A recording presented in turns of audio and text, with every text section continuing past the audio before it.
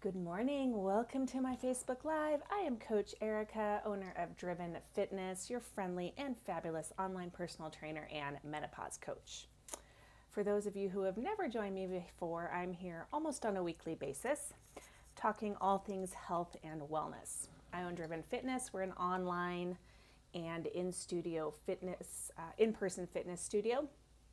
I'm based in Northern Nevada, but I have clients on Zoom across the country. So if you are a female over 40, which is mostly who I deal with, although I can help you regardless of your age or gender, come join us either on Zoom or in person.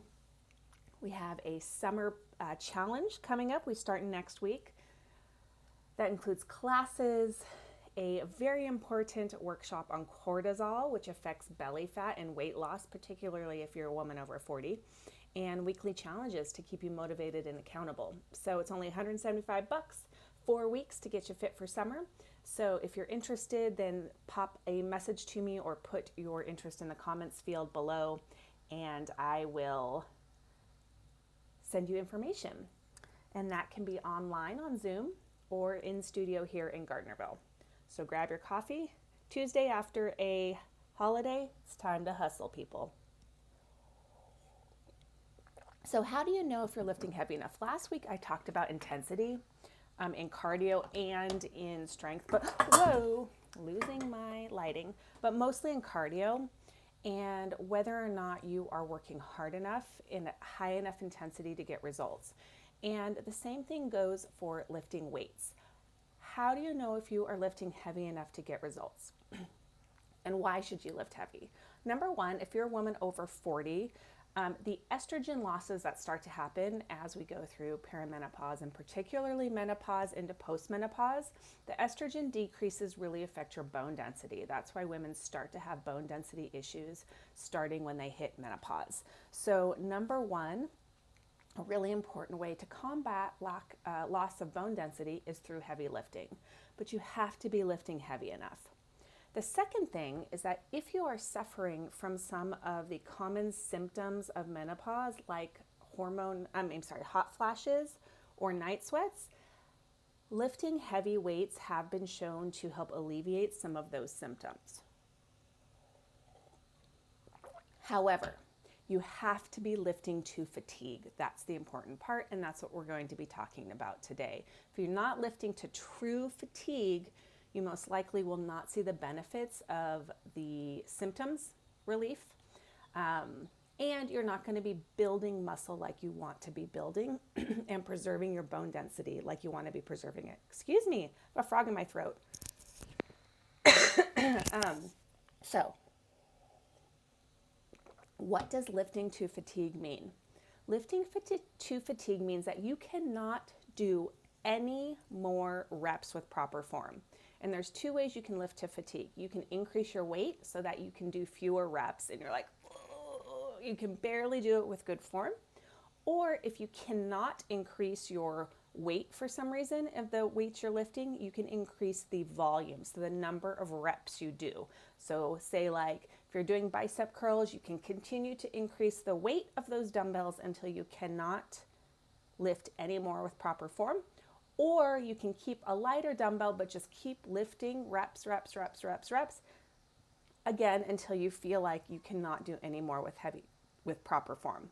What I see the biggest mistake that most women do is start with very light weights, 3 pounds, 5 pounds. And I always say your purse is probably heavier than that 5 pounds, and they don't really increase appropriately.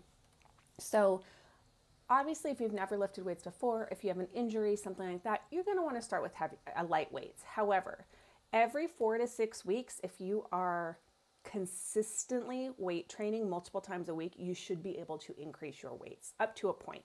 So if you've been at that 5 pounds, 8 pounds for 6 months, you need to go heavier in order to see results, in order to build your muscle, and in order to maintain that bone density, and then also in order to relieve those hormonal symptoms. So if you are lifting weights in a class or on your own and you get through your session or your set of your set of reps, and you're like, oh, that's not bad. Like I could do that more. I could have probably gone more, or you can talk through the whole thing. You are not lifting heavy enough. Again, We want you to feel that true inability to lift any more times with proper form. So you're going to lose form, you're going to drop a weight, etc. Most women have never really experienced what that feels like as new weightlifters, right? It's not something maybe you've typically done throughout your life. You don't truly know what it feels like to not be able to lift anymore. So you got to experiment. You have to be willing to challenge yourself, and you have to be willing to push yourself past that boundary of comfort. If you're staying comfortable during your whole weightlifting session, you're not lifting heavy enough. If you're not getting your heart rate up and breathing heavy enough, you're not lifting heavy enough. So that is where hiring a pro, like a personal trainer, or joining a class or a coached session really comes in handy, because a lot of times we can watch you and say, hey, like, I think you can lift heavier, let's try it out. And very oftentimes when you go to a heavier weight, you can't lift the same amount of reps as you did before. Say like you could do 20 with 8 pounds. If you go to 10 pounds, you might not be able to do 20. Maybe you're only going to be able to do 10. That's perfect. That's what we want. Really, for true muscle building, we want you in that like 6, 8, max 10 rep range. You can't always do that in a class format, depending on what the format is, but you can definitely start with heavier weights and stop a little early, or choose to go to lighter weights when you can't lift the heavier ones anymore. So my challenge to you is, the next time you go in to lift weights wherever you are, really think about how hard you're working. Are you truly at that max fatigue spot when you get to the end of your set? If you're not, bump it up. I bet you'll be able to go heavier. 9 times out of 10, actually 10 times out of 10, when I tell a client to go heavier, they can do it. It's just a mental block of what they think they can lift. All right, so lifting to fatigue, very important for bone density, muscle building, and hormonal response.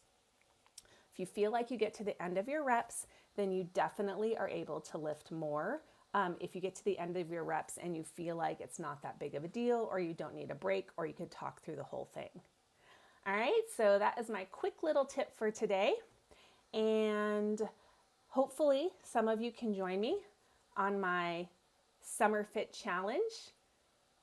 There's an info posted below. I'll post it again in the next couple days. You got to sign up by, well, I think I had the 30th, but you can still sign up for it if you'd like. And I'll see you next week. Have a good one.